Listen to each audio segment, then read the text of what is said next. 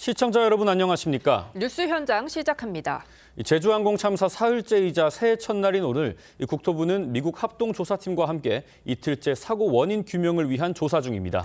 이런 가운데 국토부가 음성 기록 장치에 저장된 자료의 추출을 완료했다고 밝혔습니다. 현재 상황 알아보겠습니다. 자, 서영일 기자, 국토부 오전 브리핑 내용 가운데 새로운 소식이 나왔습니까? 네, 국토교통부는 오전 11시 제주항공 참사와 관련해 브리핑을 실시했습니다. 국토부는 조종실 음성기록 장치로부터 자료 추출을 완료했다며 음성 파일 형태로 전환하는 작업을 조속히 완료할 계획이라고 밝혔습니다. 다만 비행 자료가 담긴 파손된 기록 장치는 아직 데이터 추출 방법을 점검 중이라고 했습니다. 조류 충돌 이후 복행하는 과정에서 가까운 19번 활주로로 급선회하던 상황도 일부 나왔습니다. 국토부는 당시 관제사가 비정상 상황을 인지했다며 조종사와 상호 합의해 19번 활주로로 착륙을 시도했다고 밝혔습니다. 여객기가 활주로에 비상 착륙하면서 처음 닿은 지점, 이른바 터치다운한 위치도 바뀌었습니다. 당초 국토부는 활주로의 3분의 1 지점인 1200m가량에 처음 닿았다고 밝혔는데 활주로의 전체의 절반 수준인 1400m 지점으로 정정했습니다. 사고를 키웠다고 지적되는 로컬라이저와 관련해선 무안공항 최초 설계 당시 시공 방법을 파악 중이라며 주요 선진국 사례와 전문가 의견을 참고해 종합적으로 검토하겠다고 밝혔습니다. 한편 중앙재난안전대책본부는 참사 사흘 만인 오늘 제주항공 여객기 사고와 관련해 사망자 전원의 신원을 확인했다고 밝혔습니다. TV조선 서영일입니다. 네, 제주항공 여객기 참사에 대한 더 자세한 내용 전문가와 함께 전해드리겠습니다. 백승주 한국열린사이버대 소방방재학과 교수 장현주 변호사 나오셨습니다. 안녕하십니까? 안녕하십니까? 네, 제주항공 여객기는 무안공항 활주로가 끝나는 지점에 있는 이 콘크리트 둔덕을 들이받고 폭발했습니다. 이 둔덕이 사고를 키웠다는 논란이 계속되고 있는데 국토교통부는 규정에 맞게 설치됐다 이렇게 강조를 했습니다. 근데 그 종단안전 구역을 벗어나서는 이런 어떤 여러 가지 규정들이 적용되지 않는다. 저희 무안 쪽은 그런 어떤 그 범위 밖에 있었기 때문에 여러 가지 제한된 어떤 그 이제 규정들이 적용되지 않고 있다라는 말씀을 좀 드린 상황입니다. 종단 안전구역 밖에 있으니까 저희는 그 재료에 제한을 받지 않는다고 생각을 해서 콘크리트 지지대를 갖다가 받친 거거든요. 네, 변호사님, 이 국토부 주장 요지가 뭔지 좀 설명을 해주시겠어요? 그러니까요, 국토부에서는 무안공항의 방위각, 그러니까 로컬라이저 시설이라고 하는데 네. 그 구조물이 활주로의 종단 안전구역에서 4, 5m 정도 바깥에 설치가 되어 있었다라는 입장입니다. 그러다 보니까 뭐 콘크리트 재질이라든지 또는 2m 높이의 둔덕이었던 것, 이거 모두 규정 위반이 아니다라는 취지인데요. 예. 그럼에도 불구하고 국토부 고시 비행장 설치 기준에 위배되는 것이 아니냐 이런 주장이 계속해서 지금 빗발치고 있습니다. 따라서 국토부에서도 사실관계 조금 더 확인해보겠다라는 입장인데요. 만약에 국토부에서 이 방위과학 시설이 해당 기준이나 또 규정을 어긋난 것이다라는 또 입장이 나오게 된다라고 하면요. 공항을 설계했던 사람이라든지 아니면 감독자에 대한 책임론이 다시 한번 불거질 수 있을 것 같고 뿐만 아니라 국내 공항에도 같은 재질로 지금 설치가 되어 있는 방위과학 시설이 있다라고 한다면 이에 대해서도 크게 문제 제기가 있을 것으로 보입니다. 예, 교수님, 규정 위반이 아니라는 국토부의 주장 어떻게 들으셨습니까? 네, 일단은 아무리 이해를 해도 저는 규정 위반으로 보입니다. 예. 지금 변호사님 말씀하신 그 국토부 고시거든요. 고시는 그 공항시설법 그 하위의 행정 규칙으로서 고시란 뜻 자체가 법적인 내용을 알리는 문서입니다. 고시. 네. 해당 부분에서 보면 그런데 이해가 안 되는 부분이 국토부 브리핑은 지금 말 그대로 전문적인 국가적으로 전문적이고 전문적인 수준의 브리핑이잖아요. 네. 근데 종단안전구역 바깥에 있다고 얘기를 하는데 예. 해당 국토교통부 고시와 설치 지침을 보면 종단안전구역의 끝은 로컬라이저를 설치하는 지점이라고 얘기를 해요. 예. 그러니까 로컬라이저의 위치가 종단안전구역의 끝이 어디이든 끝이 되는 건데 네. 종단안전구역 밖에 로컬라이저가 있다는 것은 완전히 이상한 문장입니다. 그러니까 네. 제가 항공시설 전문가는 아니지만 네. 고시 수준 정도의 판독은 충분히 할 수 있거든요. 근데 이런 수준의 판독은 일반 국민들도 다 하실 수 있습니다. 그러니까 완전히 브리핑이 문장의 해석을 고의든 아니든 과실이든 예. 왜곡되었다. 이 말씀 드리고 싶습니다. 이 말씀하신 것과 관련해서 설치된 위치뿐만 아니라 이 네. 콘크리트로 구성된 것도 좀 논란인 것 같은데 국토부에 따르면은 전체가 콘크리트인 게 아니라 콘크리트 지지대를 설치하고 흙으로 덮고 그 상부에 콘크리트 상판을 덮어서 안테나를 설치를 했다라는 건데 당초 설계를 했을 때 좀 부서지기 쉽게 설계해야 되는 것 아니냐 이 지적도 있거든요. 그렇습니다. 지금 그 해당 그 고시와 설치 지침에서는 포괄적으로 예. 그 오버런 그 로컬라이저를 명시하고 있습니다. 그래서 로컬라이저까지가 종단안전 구역인데 네. 과주를 했을 때 위해하지 않은 지점에 설치하라고 돼 있는데 예. 이제 재질에 대한 부분이 언급이 없어요. 예. 근데 하지만 이 항공기 시설 같은 경우는 우리 그 범지구적인 범국가적인 수준의 사고입니다. 왜 그러냐면 교통수단 자체가 이거는 항공기는 전 세계 인류가 쓰고 있는 기종 그리고 제조사가 공통적이기 때문에 그렇죠. 예. 그러니까 우리가 전기차면 테슬라에 집중하는 이유도 그렇잖아요. 네. 예. 그래서 이 부분에서는 그 국제 민간 항공기구 자체 그 조직의 규정을 아주 매우 신중하게 따라야 합니다. 네. 법적으로 강제한다는 것은 아니지만, 네. 근데 그 부분에서는 재질까지 되어 있는데요. 지적되는 부분은 그렇습니다. 그 우리가 확증 편향이라고 하잖아요. 예. 무엇인가 목적을 가지고 증거를 수집해서 왜 콘크리트로 되어 있냐고 하니까 그 이전에 어디 공항은 콘크리트로 돼 있다. 이건 말도 안 되는 얘기고요. 아, 예. 직전에 말씀하신 그 종단 안전구역의 밖이라서 재질의 기준에 자율성이 있지 않냐. 역시 말도 안 되는 얘기고요. 네. 그리고 의심되는 부분은 이거는 이제 저의 의심인데요. 그 설치를 그 해당 국제적인 일반적인 상례가 콘크리트 구조물로 하더라도 높이를 낮추고 그리고 지중에서부터 시작하도록 돼 있다 보니까 네. 저 흙더미가 왜 있겠습니까? 흙더미는 있을 이유가 사실 없거든요. 예. 근데 지중해 콘크리트 구조물을 설치한다는 이유 때문에 흙더미를 덮은 거죠. 흙더미를 덮었으니까 지중이 되니까. 예. 그렇게 되면 오히려 과주하는 이런 항공기 사고 지금 현재 사고 같은 경우는 콘크리트 구조물을 숨기는 상황이 되는 거예요. 네. 예. 그렇게 되면은 저 접근하는 항공기 기장 조종사 입장에서는 매우 직진을 이탈이라는 게 끝까지 가서 이탈을 했잖아요. 그러면 직진성을 계속 유지를 했는데 눈앞에 보이는 흙 둔덕 안에 콘크리트가 있을 거라고 어떻게 생각을 했겠습니까? 그러네요. 네, 그런 부분이 취약점이 좀 그 의문스러운 부분도 있습니다. 네, 그런데 오늘 오전 국토부는 조종사와 관제탑이 이 비정상 상황을 인지하고 상호 합의하에 활주로 반대편에 착륙을 시도했다고 밝혔거든요. 랜딩 기어가 펼쳐지지 않은 상태에서 이 조종사와 관제탑 모두 착륙하자라고 합의할 만큼 급박한 상황이었다고 할 수 있을까요? 네, 이제 그 문장과 단어를 신중히 발표하는 것 같고 예. 자세히 읽어야 될 것 같은데요.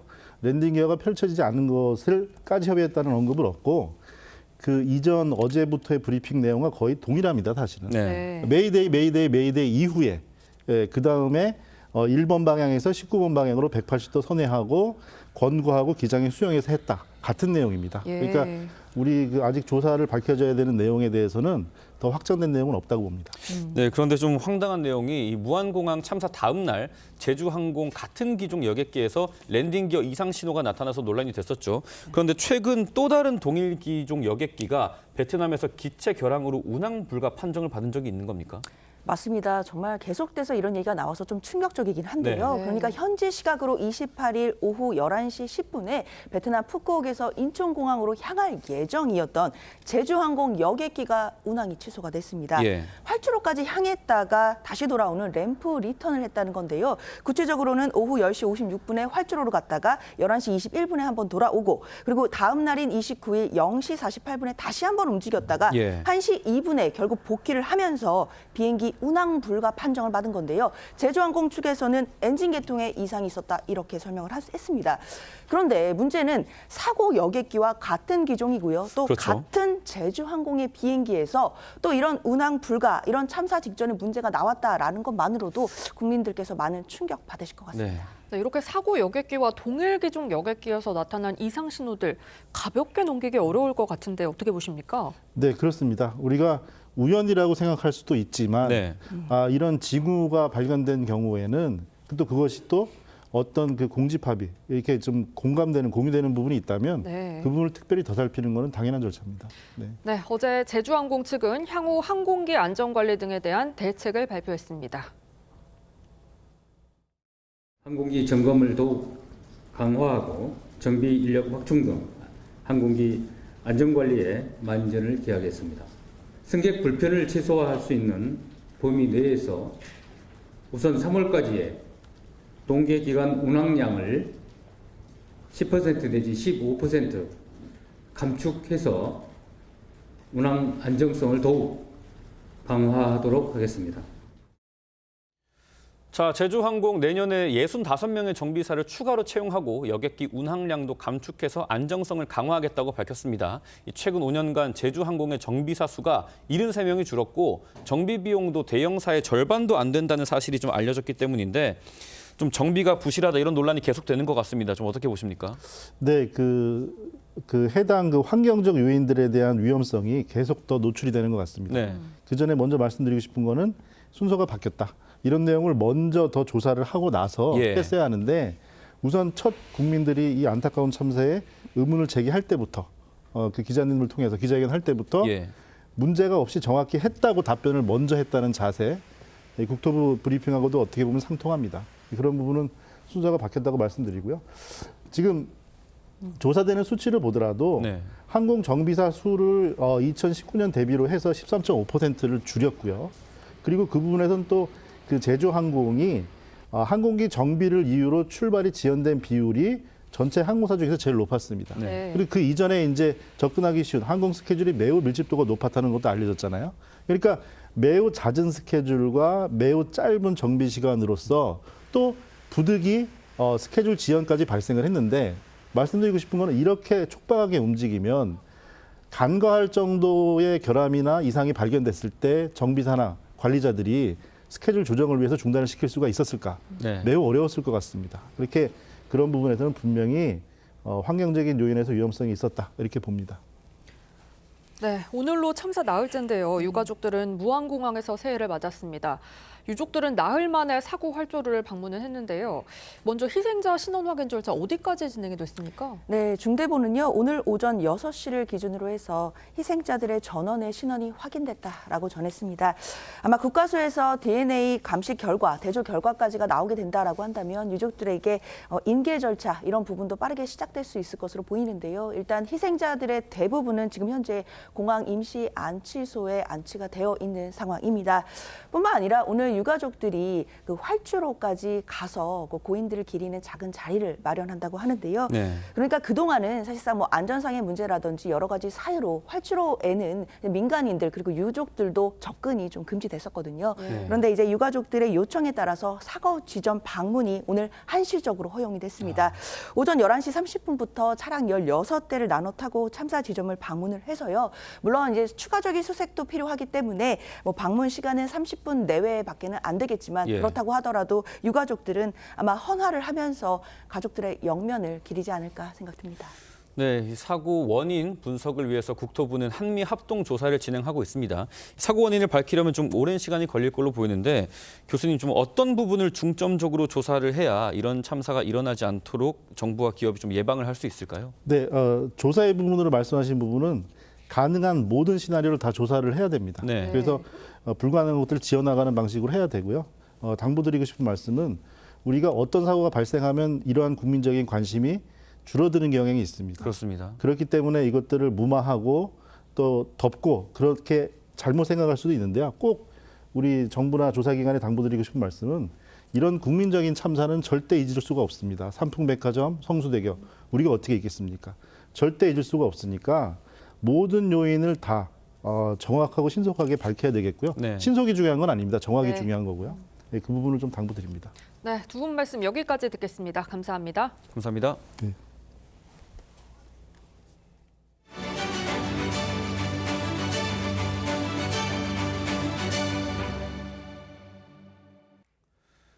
네, 윤석열 대통령에 대한 수사 상황도 알아보겠습니다. 헌정사상 최초로 현직 대통령에 대한 체포영장이 발부된 뒤 영장을 청구한 공수처장이 입장을 밝혔습니다. 취재기자 연결합니다. 자, 윤재민 기자, 오동훈 처장 출근길에서 이 체포영장에 대한 언급이 있었습니까? 네, 오동훈 공수처장은 새해 첫 출근길인 오늘 영장 유효 기간인 오늘 6일 안으로 체포영장과 수색영장을 집행하겠다는 입장을 밝혔습니다. 오 처장은 법 집행은 하되 예의는 지킬 것이라며 공수처 소환에 응해달라고 말했습니다. 그간 대통령 경호처가 경찰의 압수수색을 거부해온 만큼 공수처의 영장 집행도 막아설 거란 관측이 나옵니다. 오 처장은 이에 대해 경호처의 영장 집행을 막아서면 권리 행사 방해와 특수공무집행 방해로 이율할 수 있다는 경고 공문을 보냈다고 말했습니다. 네, 윤 대통령 영장에 압수수색을 거부할 수 없도록 하는 예외 조항도 담겼다고요? 네, 윤 대통령에 대한 체포영장을 발부한 서부지방법원은 경호처의 영장 집행 거부를 무력화하는 내용을 적시한 것으로 알려졌습니다. 이례적으로 형사소송법 110조와 111조의 적용을 받지 않는다는 내용을 담은 겁니다. 해당 조항은 국가기밀시설이나 비밀을 유하는 장소를 압수수색할 때는 책임자의 승낙이 필요하다고 규정하고 있어 경호처는 이를 근거로 경찰의 압수수색을 거부해왔습니다. 윤 대통령 측 윤곽근 변호사는 이에 대해 형사소송법 어디에도 판사에게 그러한 권한을 부여하고 있지 않다며 반발했습니다. 지금까지 사회부에서 TV조선 윤재민입니다. 네, 들으신 것처럼 헌정 사상 처음으로 이 현직 대통령에 대한 체포영장이 발부되는 초유의 사태가 벌어졌습니다. 대통령과 수사당국 사이에 이 긴장감도 고조되는 상황입니다. 정치권 쟁점들 지금부터 전문가와 짚어보겠습니다. 송국권 정치평론가, 차재원 부산가톨릭대 특임교수 나오셨습니다. 안녕하십니까? 네, 안녕하세요. 네, 오늘 오전 윤 대통령 체포영장과 관련해서 오동훈 공수처장이 입장을 밝혔습니다. 이 내용 먼저 들어보시죠. 지금 공조수사본부 차원에서 협의를 하고 있고 지금 기한 내에 저희들 집행할 것입니다. 예, 이미 그 공문을 보냈습니다. 직권남용 권리행사방해죄, 특수공무집행방해죄로 의율할 수 있음을 엄히 경고하였습니다. 바리케이드, 그다음에 철문 등을 잠그고 우리 체포영장 집행에 응하지 않는 것 자체가 공무집행 방해라고 인식하고 있습니다. 엄정한 법 집행은 하되 또 예의는 지킬 것이니 우리 공수처의 소환에 응하기를 바라는 마음입니다. 네, 공수처장 상당히 단호한 입장입니다. 이 원칙에 따라서 기한 내에 영장을 집행하겠다. 이미 대통령실 경호처에 경고 공문을 보냈다는 점도 밝혔는데 영장 집행이 임박한 신호라고 볼 수 있을까요? 처음에는 공수처가 이렇게 영장을 청구를 했을 때는 네. 두 가지 가능성이 있었죠. 하나는 실제로 집행할 가능성하고 하나는 4차 소환에 대한 압박용이다. 이런 네. 분석이 있었는데 막상 이게 영장이 발부가 되니까 지금은 실행 쪽에 가능성을 두고 그것도 기한 내, 다음 주 월요일이거든요. 예. 월요일 기한 내라고 하면은 지금 오늘도 할 수가 있는 거예요, 사실. 그런데 그 전에 윤석열 대통령에 대해서 크리스마스 날, 성탄절 날 소환을 통보를 했지 않습니까? 소환을 통보한 이유가 예. 평일에 하면은 사람들도 많이 다니고 근무 인력도 많고 하니까는 예. 휴일에 하겠다고 해서 성탄절에 했기 때문에 지금 D-Day로 잡는 것이 오늘은 1월 1일이니까 조금 좀 피할 가능성이 있고 이게 월요일까지거든요. 예. 기한이. 그래서 토요일이나 일요일 이렇게 잡고 그렇게들 보고 있는데 그런데 지금 윤석열 대통령 간저에 한남동 간저에 지지자들이 엄청 많이 몰려 있어요. 예, 그렇더라고요. 예, 몰려 있고 또 아마 휴일에 할 거라고 하면 그때 더 많이 몰려들 거거든요. 예. 그리고 그 상황에서 과연 이게 실행이 될 것인가 그 부분은 좀 더 좀 지켜봐야 되는 상황입니다. 네, 그런데 앞서 들으신 것처럼 공수처장은요, 철문을 잠그고 이 체포영장 집행에 응하지 않는 것 자체가 공무집행 방해라고 인식하고 있다, 이런 입장도 밝혔는데요. 경호처가 막는다면 물리적 충돌도 감수하겠다, 이런 의미일까요? 뭐 일단 그렇게 봐야 되지 않을까요? 그러니까 지금 공수처 입장에서는 뭐 소환에 대한 압박용으로 체포영장을 신청했다는 이야기도 있습니다만 네. 일단 영장이 발부된 만큼 이걸 집행하겠다는 원칙적인 차원이 예. 분명한 것 같아요. 그리고 이 부분과 관련해서 공수처장이 미리 경호처의 반발과 저항에 대한 경고를 메시지를 냈다는 부분은 그만큼 집행 의지가 강하다는 것인데요. 네. 네. 문제는 이런 상황이 실제 벌어질 경우에는 경호처 요원들이 일종의 공무집행방해에 의해서 사법 처리가 될 가능성이 높다는 것이죠. 예. 이와 관련해서 저는 지금 윤 대통령 측에 이런 말씀을 꼭 전해드리고 싶습니다. 이 경호처 요원이 윤 대통령의 개인적인 사병이 아니잖아요. 그렇다고 한다면 이런 이 본인의 이 지금 당당하게 맞서겠다고 했던 그 말과는 달리 이런 식으로 수사 협조하지 않음으로써 발생된 이 모든 사태로 인해서 자신을 그동안 경호했던 경호 요원들을 네. 어떻게 보면 이 지금 이 범죄의 혐의자로 그러니까 지금 전락하게 만드는 그런 상황이 된다고 한다면 저는 윤 대통령께서 지금 늦었지만 지금이라도 자진 출석 의사를 밝히는 것이 순서가 아닐까 하는 생각이 듭니다. 네, 저희가 이 서부지법이 발부한 체포수색영장 내용도 일부 확인을 했습니다. 근데 이 영장에 해당 영장의 경우 형사소송법 110조와 111조 적용은 예외로 한다 이런 내용이 적혀 있다고 하는데 110조와 111조가 이 군사상, 공무상 비밀은 압수수색에 제한 사유가 된다 이런 취지입니다. 이게 또 어떤 변수가 되겠습니까? 이게 지금 새로운 논란거리가 되고 있는 것이죠. 예. 이 그 체포영장을 발부를 하면서 저 내용이 110조와 111조는 예외로 한다. 그 적용을 안 한다는 이야기예요. 예. 그런데 법원이 발부하는 영장에 과연 현행법을 적용을 하지 않는다. 이것이 가능한가? 저도 몇 사람 변호사들에게 물어봐도 이런 그 영장을 한 번도 본 적이 없다는 거예요. 그런가요? 네, 그 본 적이 없다는 건데 그러니까는 법을 적용을 안 하겠다는 것이고 법이 어떻게 보면 상인데 그것을 적용 안 하겠다는 것에서 지금 논란이 일고 있는 것이죠. 예. 그리고 이것은 윤석열 대통령 쪽이나 경호처에서 유일하게 이것을 압수수색이나 아니면 신병 확보를 막을 수 있는 그 법 조항으로 보고 있는 거예요. 네. 하나는 군사비밀, 하나는 공무상 비밀. 그런데 그것을 무력화시켜버리는 이런 것이 났기 때문에 일명 그냥 그대로 해석하면은 공무상이나 이 군사비밀에 해당되더라도 이것을 들어가서 수색 영장도 있지 않습니까? 네. 수색을 해서 윤석열 대통령을 체포를 할 수 있다는 건데 그런데 이게 과연 영장에 그런 것이 적시가 되는 것이 타당한 건지 그게 지금 새로운 논쟁거리가 되고 있는 겁니다. 네, 윤 대통령에 대한 체포 영장이 발부된 것을 두고 윤 대통령 측 변호인단이 즉각 입장을 밝혔는데요. 들어보겠습니다. 명백히 권한이 없는 기관의 영장 청구인 것이고 또 영장 청구 과정도 투명하지 않습니다. 무슨 군사작전 하듯이 밤 12시에 영장이 청구되고 이것은 불법 무효인 영장이 틀림없습니다. 기본적으로 내란죄가 성립할 수 없다. 이것은 비상계엄이고 대통령으로서의 권한을 정당하게 행사한 것입니다.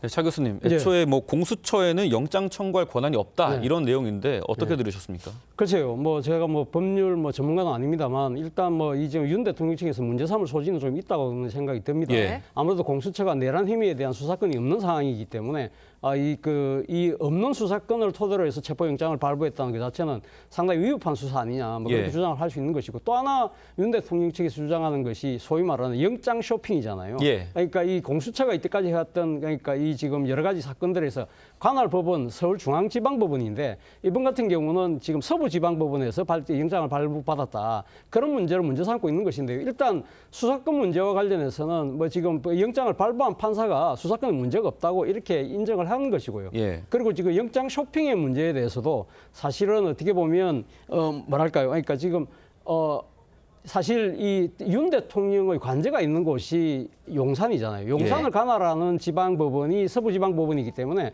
거기도 문제가 없다. 그 논리도 상당히 일리가 있는 것 같아요. 그런데 저는 문제는 윤 대통령이 이제까지 그러니까 이 공수처의 수사에 전혀 응하지 않고 있다가 뒤늦게 이렇게 체포영장이 발부되고 난 뒤에 절차적 정당성을 문제 삼아서 이런 식으로 일종의 반발을 하는 것 자체는 저는 좀 정당성이 좀 떨어지는 것이 아닐까라는 생각이 듭니다. 네, 윤 대통령 측은 헌법재판소에 권한쟁의 심판을 청구하고 효력정지 가처분을 신청한 걸로 알려졌는데요. 평론가님, 이 공수처 영장 집행의 변수가 될 수 있을까요? 이게 시기가 거의 비슷합니다. 지금 일주일 동안의 영장 체포영장이 효력이 있잖아요. 그런데 가처분 신청도 보통 일주일 만에 나오거든요. 그래서 실행하기 전에 가처분 신청이 어떻게 나오는지 따라서 또 변수가 될 수 있는데 여기서 중요한 지금 최대 변수가 생긴 것이 조금 전에 말씀드린 형사소송법 110조하고 111조 그 제외 그 조항이에요. 여기에 대해서는 윤석열 대통령 변호사들이 지금 입장문을 냈습니다. 이것은 권한 바뀌고 영장법원의 권한 바뀌고 그래서 이것을 그 권한이 없다는 것을 대법원에서 그것을 확정을 해줘야 되고 또 대법원에서 심지어 담당 판사를 징계를 해야 된다고까지 지금 나오고 있거든요. 그래서 이 부분이 또 나중에 권한쟁의 심판은 좀 시간이 오래 걸리겠지만은 일주일 안에 넣을 수 있는 가처분 신청에 어떤 영향을 미칠지 그 네. 부분도 새로운 변수가 되고 있습니다. 지금 말씀하신 것처럼 영장 시효가 일주일이고 관저 주변에 수많은 사람들이 몰려있기 때문에 집행을 할 때 좀 물리적 충돌도 우려가 그렇죠. 되는데 전격적으로 뭐 윤 대통령이 출석 의사를 밝힌다거나 직접 나설 가능성도 있다고 보십니까? 저는 뭐 그런 상황 자체가 가장 바람직한 모습이 아닐까 하는 생각이 예. 듭니다만 뭐 지금 많은 사람들이 예상하기로는 윤 대통령이 그동안에 공수처의 소환장에 전혀 대응을 하지 않았잖아요. 그렇습니다. 그렇기 때문에 체포영장이 발부되었다고 해서 입장을 바꿀 가능성이 별로 없다.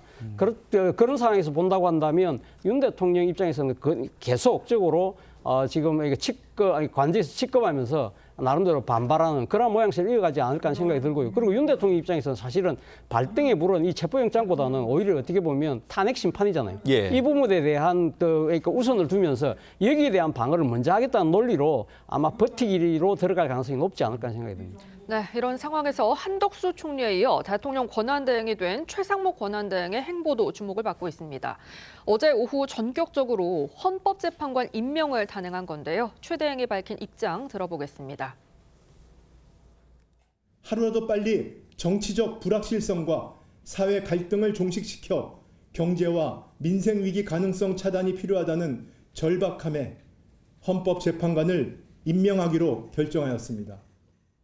네, 최 대행이 헌법재판관 후보 3명 중 2명을 임명을 하고 내란 등 특검법에 대해서는 거부권을 행사했습니다.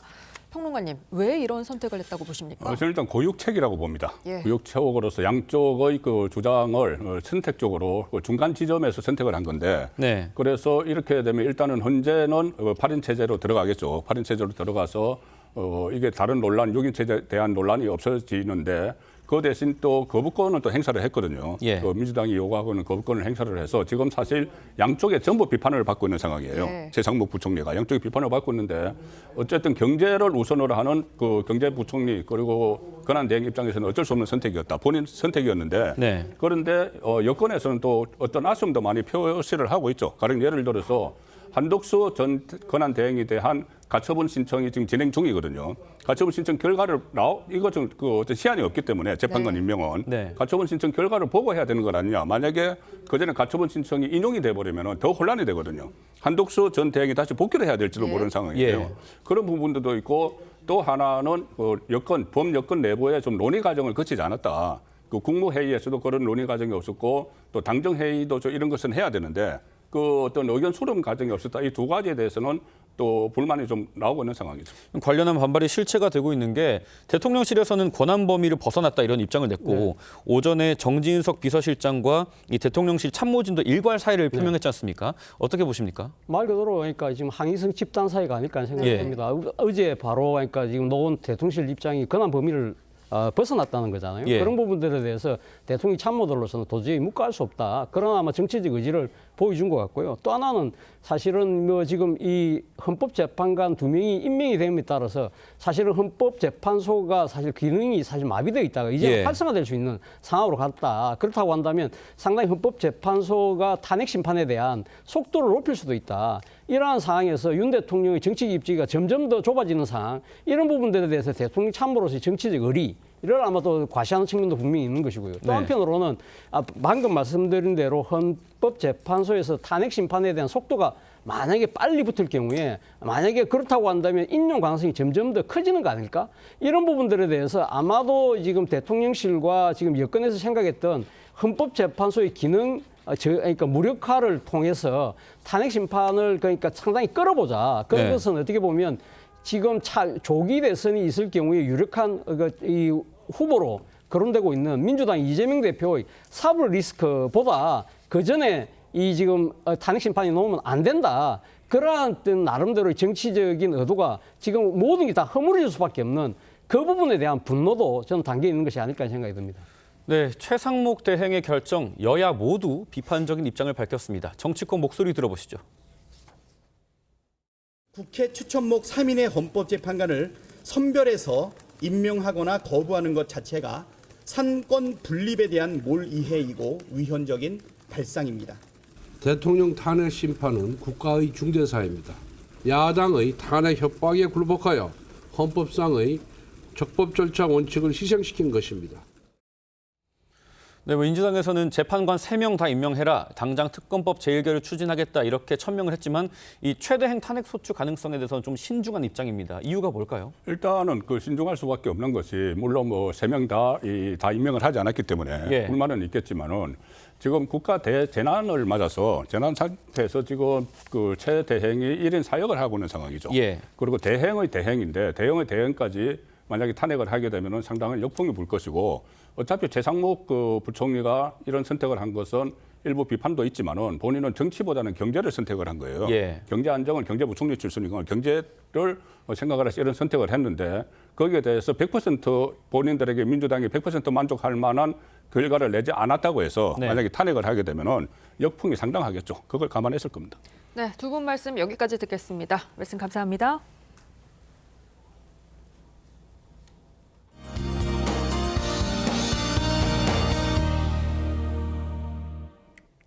을사년 새해가 밝았습니다. 오늘 아침 울산 간절곶에 떠오른 새해 첫 해인데요. 오늘 대부분 지역의 하늘이 맑아서 일출을 감상할 수 있었습니다. 오늘 큰 추위는 없겠습니다. 서울의 한낮 기온 8도로 평년 기온을 6도가량 웃돌겠습니다. 동해안과 성남에는 대기가 건조한 가운데 건조주의보가 발효 중입니다. 강원도와 경북에서는 순간풍속 초속 15m 안팎의 강풍이 불겠습니다. 오늘도 불조심하시기 바랍니다. 오늘 가끔 구름이 많겠으나 오후부터는 대체로 맑은 하늘이 함께하겠습니다. 공기질도 전국 대부분 지역에서 깨끗하겠습니다. 오늘 한낮 기온은 어제보다 1도에서 5도 정도 높겠습니다. 서울이 8도, 강릉 9도, 대구 10도 예상됩니다. 모레 금요일부터 찬 공기가 내려오면서 서울의 아침 기온 영하 5도까지 떨어지겠습니다. 일요일에는 수도권과 강원 영서에, 다음 주 월요일에는 중부지방과 제주도에 비나 눈 소식 들어있습니다. 날씨였습니다. 네, 2025년 새해 첫날 TV조선 뉴스 현장은 여기까지입니다. 함께해 주신 여러분 고맙습니다.